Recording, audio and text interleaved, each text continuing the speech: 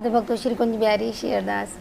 भक्तों अक्सर लोगों के एक ही प्रश्न आता है कि हम इतनी भक्ति करते हैं, ठीक है, तो हमें ही इतने दुख क्यों होते हैं।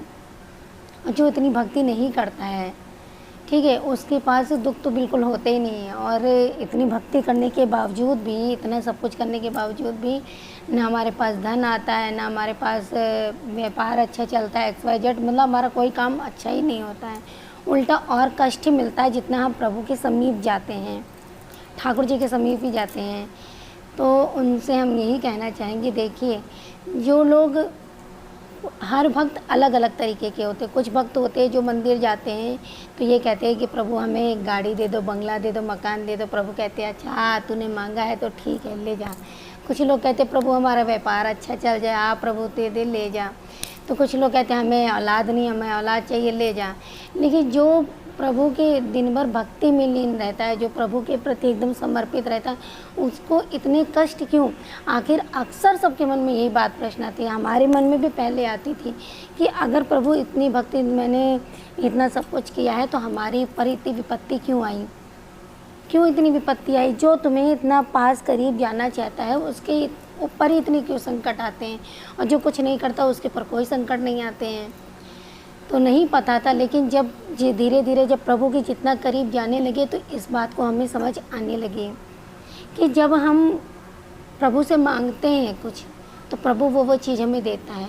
लेकिन जब हम प्रभु की भक्ति में लीन हो जाते हैं, प्रभु की भक्ति प्राप्त करना चाहते हैं, तो प्यारे भक्तों कहना चाहेंगे कि प्रभु की भक्ति इतनी आसान नहीं है कि जितनी आप लोग समझ रहे। ये नहीं कहने का मतलब है कि आपको कठिन तपस्या करनी पड़ेगी, इतना नहीं। आसान इसलिए नहीं है कि क्योंकि जो मैंने अनुभव किया है, जो मेरा अपना पर्सनल अनुभव है, वो हम आप लोगों को बता रहे हैं कि जब प्रभु से आप प्यार करोगे तो हमारे ठाकुर जी की एक विशेष ये लीला है कि पहले वो आपसे सब कुछ आपका छीन लेंगे।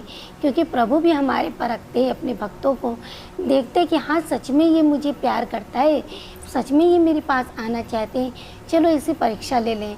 क्योंकि प्यार में बहुत परीक्षा देनी पड़ती है, ठीक है। तो परीक्षा कैसी कि जब आप प्रभु के पास जाओगे तो आप सब कुछ, जिसको आप जितना चाहते हो, जिसको आप जितना चीज़ आपको पसंद है, वो चीज़ प्रभु पहले ले लेते हैं आपका। और जब आपका ले लेते हैं तो वहीं पे विश्वास हमारे प्रभु देखते हैं कि आपका डगमगा रहा कि नहीं डगमगा रहा। अगर आपकी सच्ची श्रद्धा भक्ति है तो आप वहीं पे डटे रहोगे, प्रभु कुछ भी हो जाए, कुछ भी हो जाए, पर हम तुम्हारा साथ कभी नहीं छोड़ेंगे। चाहे कुछ भी हो जाए, चाहे हमारे पास पैसा रहे चाहे ना रहे, कुछ भी XYZ हो जाए, लेकिन हम तुम्हारा साथ नहीं। तो प्रभु यही देखते हैं कि आप इतनी बड़ी बड़ी विपत्ति तक भी आप मेरा साथ देते हो नहीं देते हो, मुझे सच्चा प्यार करते हो नहीं करते हो। क्योंकि भक्तों कहते हैं कि जीवन में सब कुछ इंसान हासिल कर लेता है, रुपया पैसा धन दौलत सब हासिल कर लेता है, लेकिन एक प्यारी ऐसी चीज़ है जो इंसान हासिल नहीं कर पाता है। तो प्यार भी सच्चे सच्चे तरीके से होता है। जैसे हम किसी से प्यार करते हैं कुछ पाने के लिए, तो भौतिक चीज़ों के लिए अगर हम चाहेंगे प्रभु की भक्ति करें तो भौतिक चीज़ों के नहीं, हमें सिर्फ और सिर्फ प्रभु चाहिए। तो अगर जहाँ बात प्रभु की आ जाती है तो भक्तों परीक्षा तो आपको देनी ही देनी पड़ेगी। तो इस तरीके से कुछ लोग तो जैसे कहते हैं कि जब हम कुछ गलत कार्य कर रहे होते हैं तो प्रभु हमें रोकते क्यों नहीं हैं। तो देखिए जब आप लोग छोटे थे तो जब आप एग्ज़ाम में, जब आपके एग्ज़ाम होते थे, जब एग्ज़ाम में आप पेपर दे रहे होते हैं तो वहाँ पे एक दो टीचर तो ज़रूर होते हैं ना जो राउंड लगाते हैं कि कोई चीटिंग ना करे ना कुछ करे। तो टीचर भी देख रहा होता है कि आप कर क्या रहे हो, आप उसमें सही लिख रहे हो कि गलत लिख रहे हो। लेकिन उस समय टीचर क्या करता है, एकदम चुप रहता है।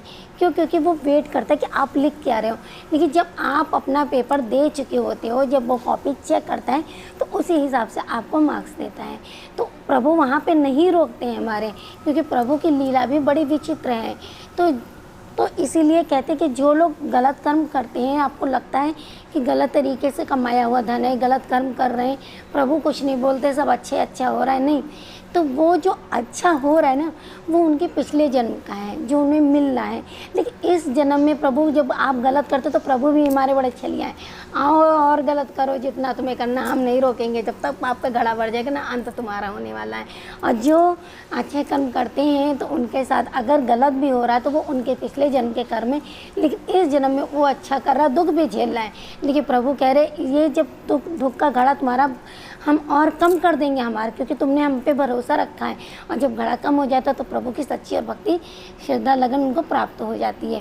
तो इसीलिए कहते हैं सब भक्तों कि अगर प्रभु को पाना है, प्रभु से सच्ची श्रद्धा भक्ति करनी है, तो आपको सबसे बड़ी चीज़ एक विश्वास की ज़रूरत होती है कि आप हमने जितना हमारे ठाकुर जी पे भरोसा रखोगे उतने ही हमारे ठाकुर जी पे आप उतने करीब होते चले जाओगे।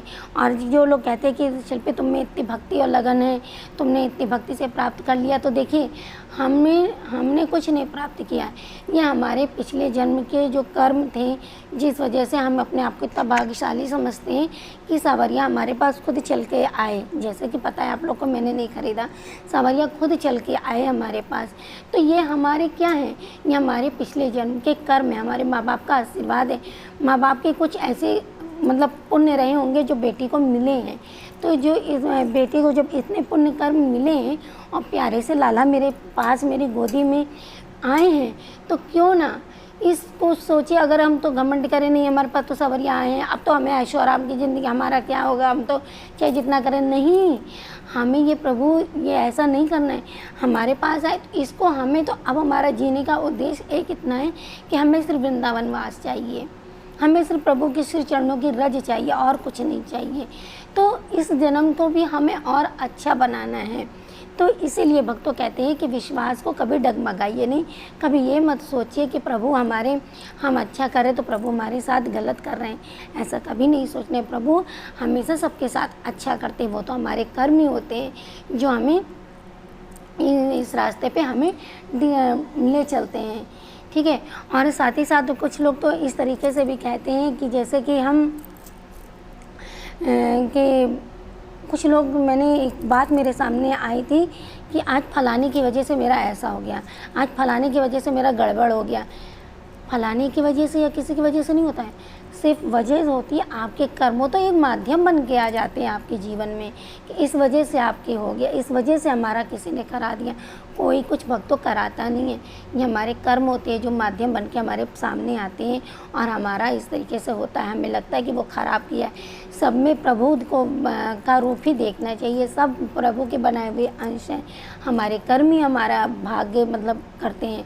तो हमें ज़्यादा ज़्यादा कोशिश करनी चाहिए कि प्रभु की भक्ति में रहें। तो प्रभु से जब मंदिर में जाएं तो कुछ ना मांगें, प्रभु से यही मांगे, प्रभु हमें अपने आप चाहिए और अपने सिवा कुछ नहीं। जैसे हम भी अपने श्यामा सौर्य, देखिए श्यामा बैठी है इधर, तो हम भी अपने लाडो रानी से और इस श्यामा सौर्य सरकार से यही कहते हैं कि भैया हमें और कछो ना चाहिए, हमें अपनी मतलब हर जन्म में गोदी में ही आए हो और लाला खेलो खाओ मस्त रहो और बाकी कछो ना चाहिए।